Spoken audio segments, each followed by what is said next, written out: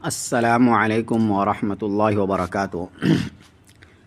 عام طور سے یہ سوال کیا جاتا ہے کہ جب قرآن اور حدیث آسان ہیں اور اللہ خود کہہ رہے کہ ہم نے قرآن کو جو ہے آسان بنایا ہے، تو جب قرآن و حدیث آسان ہے تو ہر شخص اجتہاد کیوں نہیں کر سکتا ہے؟ ہر شخص مجتہد کیوں نہیں ہو سکتا ہے؟ قرآن و حدیث ہر آدمی اپنے اعتبار سے کیوں نہیں سمجھ سکتا ہے؟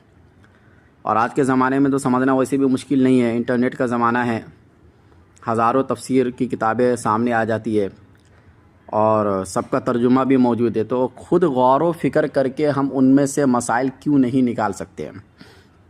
یہ عام طور سے سوال کیا جاتا ہے۔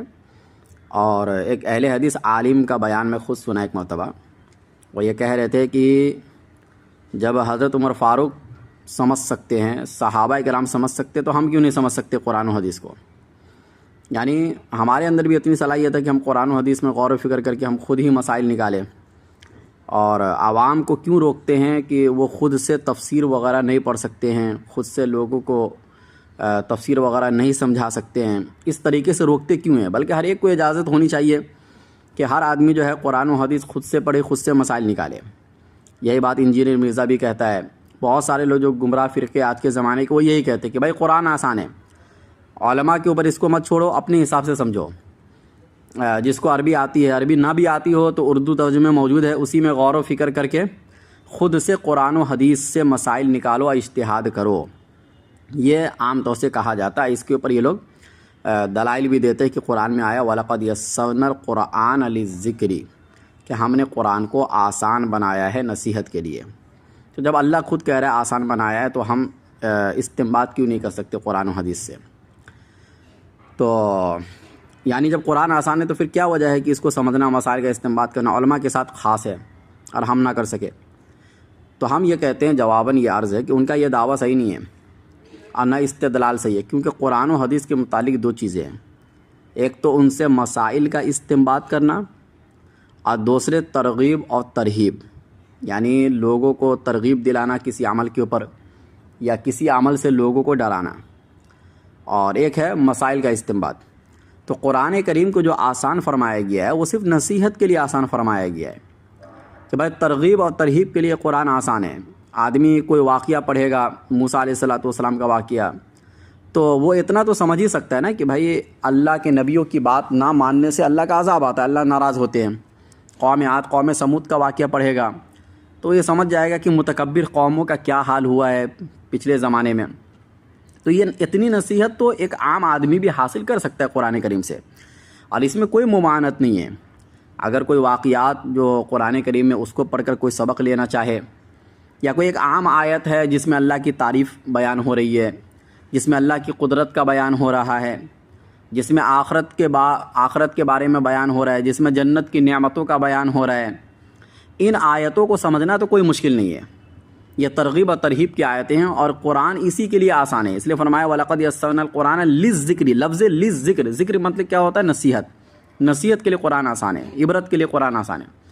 لیکن مسائل کا جو استنباط ہے، قرآن کریم میں کچھ آیتیں وہ ہیں کہ جن سے مسائل نکالے جاتے ہیں، اور مسائل کا استنباط یہ آسان کام نہیں ہے۔ اس کے لیے میں نے اس سے پہلے بھی بتایا ایک ویڈیو کے اندر کہ بہت ساری چیزوں کا علم ہونا چاہیے، لغت کا علم، ناسخ منسوخ کا علم، تاریخ کا علم، ان ساری چیزوں کا علم اس کو ہونا چاہیے۔ قرآن کے اندر جتنی بھی احکام کی آیتیں ہیں، سب کی تفسیر اس کو معلوم ہو، حدیث جتنی ہیں وہ ساری حدیثیں اس کو معلوم ہو، تب جا کے وہ ایک مسئلہ قرآن و حدیث سے نکال سکتا ہے، اور یہ آسان کام نہیں ہے۔ اس کو عوام کے اوپر نہیں چھوڑا جا سکتا ہے۔ اس کے لیے ہم مجتہد کے محتاج ہیں، اور مجتہد کی ہمیں پیروی کرنی پڑے گی، اور اسی کو تقلید کہتے ہیں، کیونکہ مجتہد کی جب یہاں پہ جو ہم بات مانیں گے وہ بلا دلیل مانیں گے، کیونکہ دلیل دے کے تو کوئی مطلب نہیں ہے۔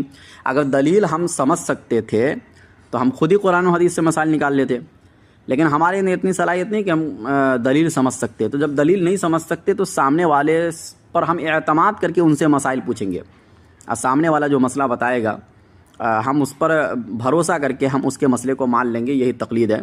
اور اس لیے ہم کہتے ہیں کہ ایک ہے کہ آج کے زمانے میں کسی کی آپ تقلید کرو، ایک ہے کہ سلف صالحین کی تقلید کرو۔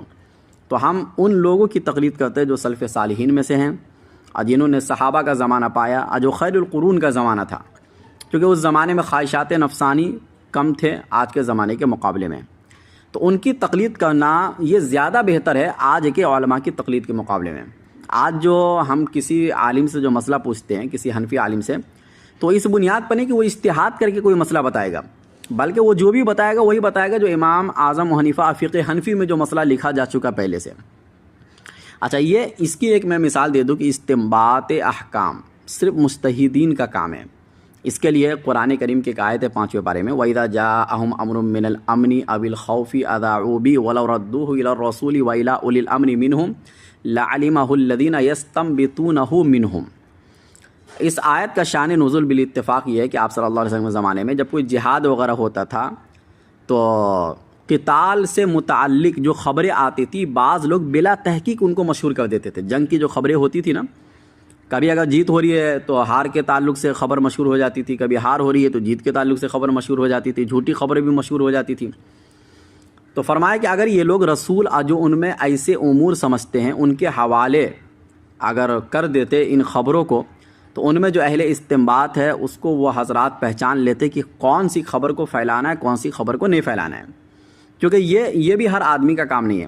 اب دیکھیں یہاں پر یستنبطونہ منہم فرمایا، من تبعیضیہ ہے، من لفظ من جو عربی زبان میں آتا ہے یہ من تبعیضیہ، یعنی جس کے معنی یہ ہوئے کہ بعض لوگ ایسے ہیں جو اہل استنباط ہیں، سب نہیں ہیں، یعنی استنباط یہ بعض لوگ کر سکتے ہیں، بعض لوگ ایسے ہیں جو جن کو یہ سمجھ میں آ جاتا ہے کہ کون سی خبر مشہور کرنا، کون سی خبر مشہور نہیں کرنا ہے۔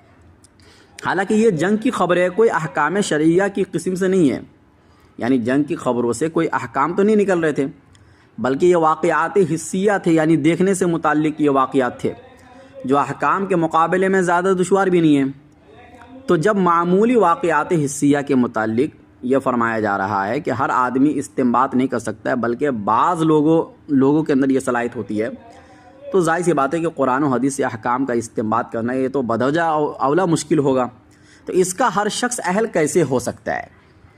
تو یعنی خود قرآن کریم کے اندر بھی اس بات کی صراحت ہے کہ استنباط ہر آدمی کا کام نہیں ہے، اور ہر آدمی قرآن و حدیث سے مسائل نہیں نکال سکتا۔ کچھ لوگ ایسے ہوں گے کہ جو مجتہد کے محتاج ہوں گے، اب بلا دلیل ان کو ان کی بات ماننی پڑے گی، اور یہی تقلید ہے۔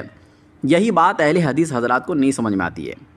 اہل حدیث حضرات یہ کہتے ہیں کہ ہم اتباع کرتے ہیں، بھائی اتباع تقلید میں کوئی فرق نہیں ہے، کیونکہ جو تم اتباع کر رہے ہو وہ بھی بلا دلیل ہو رہی ہے، جو ہم تقلید کر رہے ہو وہ بھی بلا، کیونکہ عام آدمی کو تو دلائل بتا ہی نہیں سکتے ہیں، ان کو دلائل بتا کے کوئی مطلب ہی نہیں ہے۔